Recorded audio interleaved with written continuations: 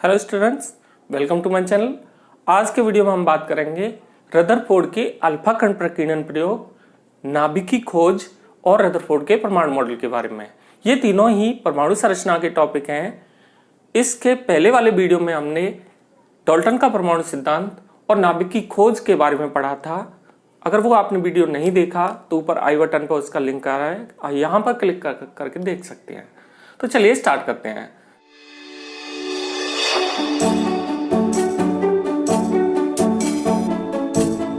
यहां पर देखिए, ये वही परमाणु है जो कि जॉन डाल्टन ने इसकी खोज की थी। इसी परमाणु को रदरफोर्ड ने लिया और रदरफोर्ड ने इस परमाणु पर कुछ एक्सपेरिमेंट किए। क्या एक्सपेरिमेंट किए? तो उस परमाणु पर रदरफोर्ड ने अल्फा कणों की बौछार की।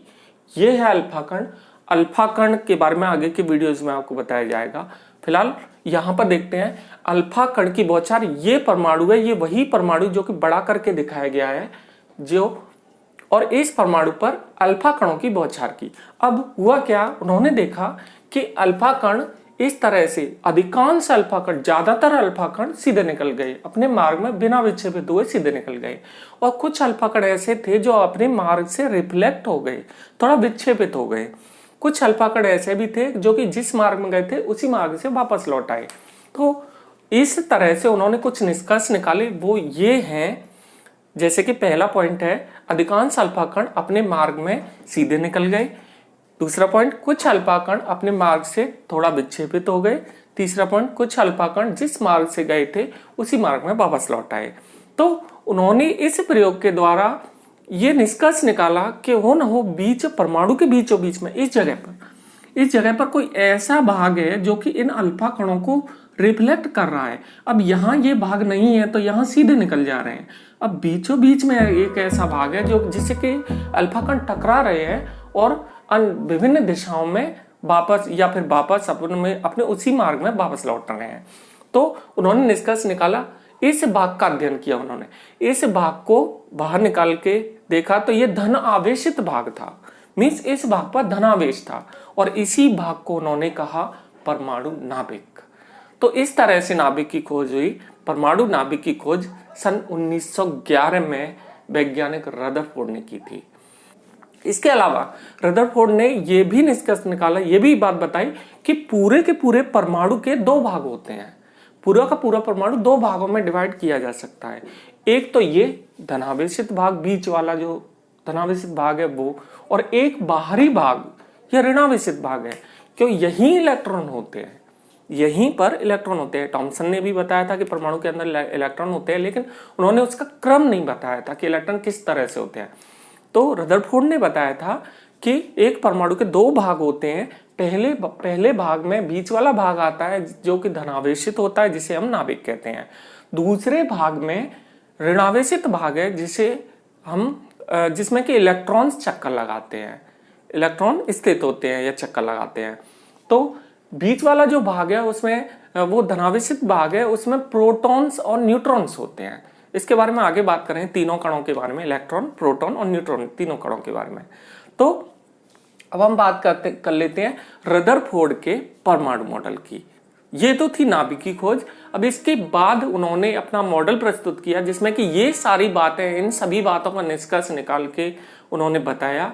उस मॉडल को ही हम रदरफोर्ड का परमाणु मॉडल कहते हैं। तो ये है रदरफोर्ड मॉडल। रदरफोर्ड मॉडल में जो अल्फा कण प्रकीर्णन प्रयोग था उसी से निष्कर्ष कुछ निकाले गए थे और कुछ बातों के बारे में बताया गया था। तो यहाँ पर आप देख सकते हैं रदरफोर्ड मॉडल के बारे में। पहली बात थी परमाणु अति सूक्ष्म गोलाकार विद्युत उदासीन कण है, ये तो डाल्टन ने भी बताया था। इसके बाद दूसरी बात बताई थी परमाणु के मध्य एक धनावेशित भाग होता है जिसे हम नाभिक कहते हैं। ये नाभिक खोज में पता चला था उन्होंने। तीसरी बात बताई थी परमाणु की त्रिज्या 10⁻⁸ सेंटीमीटर और नाभिक की त्रिज्या 10⁻13 सेंटीमीटर होती है। यहाँ पर अभी मैंने आपको परमाणु की त्रिज्या नाभिक की त्रिज्या 10⁻⁸ सेंटीमीटर बताई थी, तो उसको सही कर लेना। यहाँ पर परमाणु की त्रिज्या होती है 10⁸ सेंटीमीटर और नाभिक की त्रिज्या होती है 10⁻12 या 10⁻13 सेंटीमीटर। इसके बाद उन्होंने एक बात और बताई थी कि धनावेश की मात्रा ऋणावेश की मात्रा के बराबर होता है।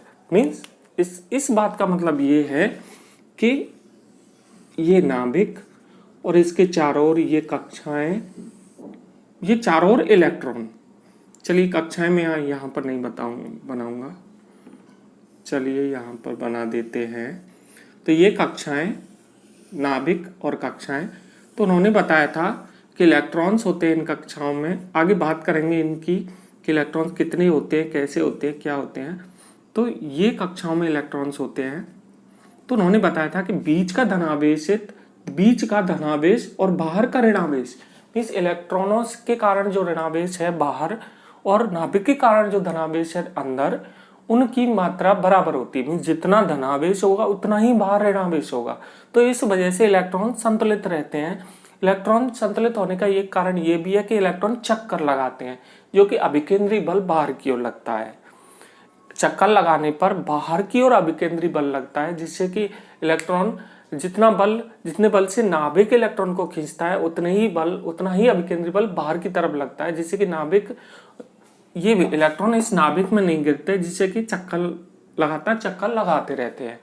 तो यहाँ पर यही बात है कि नाभिक के चारों ओर इलेक्ट्रॉन चक्कर लगाते हैं और संतुलित रहते हैं। संतुलित क्यों रहते हैं? क्योंकि जो नाभिक के चारों ओर का भाग है वहां इलेक्ट्रॉन चक्कर लगाते हैं। और जो भी चीज, ये एक फिजिक्स का नियम है कि सरल वृत्ताकार मार्ग में कोई चीज लगातार गति कर रही है तो जो बल अभिकेंद्री बल लगता है वो बाहर की ओर लगता है। मीन्स इलेक्ट्रॉन बाहर की ओर बल लगाएंगे, नाभिक उतने ही बल से इलेक्ट्रॉन को खींचेगा, जिससे कि नाभिक ना तो बाहर की तरफ जाएगा और ना ही, जिससे कि इलेक्ट्रॉन ना तो बाहर की तरफ जाएगा ना ही नाभिक से चिपकेगा, जो बीचों बीच में संतुलित रहेगा, बीचों बीच में चक्कर लगाता रहेगा। ठीक उसी तरह जिस तरह पृथ्वी सूर्य के चारों ओर ग्रह होते हैं वो संतुलित उसी हिसाब से संतुलित रहते हैं जिस तरह परमाणु नाभिक और इलेक्ट्रॉन संतुलित रहते हैं। तो ये था परमाणु मॉडल रदरफोर्ड का। अब इसके बाद दोष देख लेते हैं रदरफोर्ड के परमाणु मॉडल के दोष। तो यहाँ पर रदरफोर्ड परमाणु मॉडल के एक दो दोष हैं बस।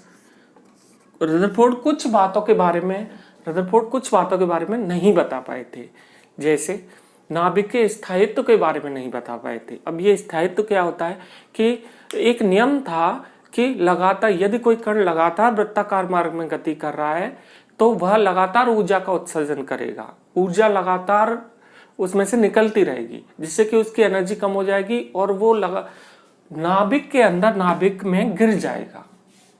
ये बात रदरफोर्ड नहीं बता पाए थे। तो ये था रदरफोर्ड का एक मुख्य दोष। और एक और बात है, यहाँ पर रदरफोर्ड परमाणु स्पेक्ट्रम की व्याख्या नहीं कर पाए। स्पेक्ट्रम के बारे में आपको आगे लाइमन, बामर, पास्टन श्रेणी, ये सभी श्रेणी के बारे में आपको बताया जाएगा बोर के परमाणु मॉडल के बाद। तो रदरफोर्ड स्पेक्ट्रम्स और नाभिक के स्थायित्व के बारे में नहीं बता पाए। तो ये था रदरफोर्ड का परमाणु मॉडल और रदरफोर्ड के परमाणु मॉडल के दोष। आज के वीडियो में इतना ही।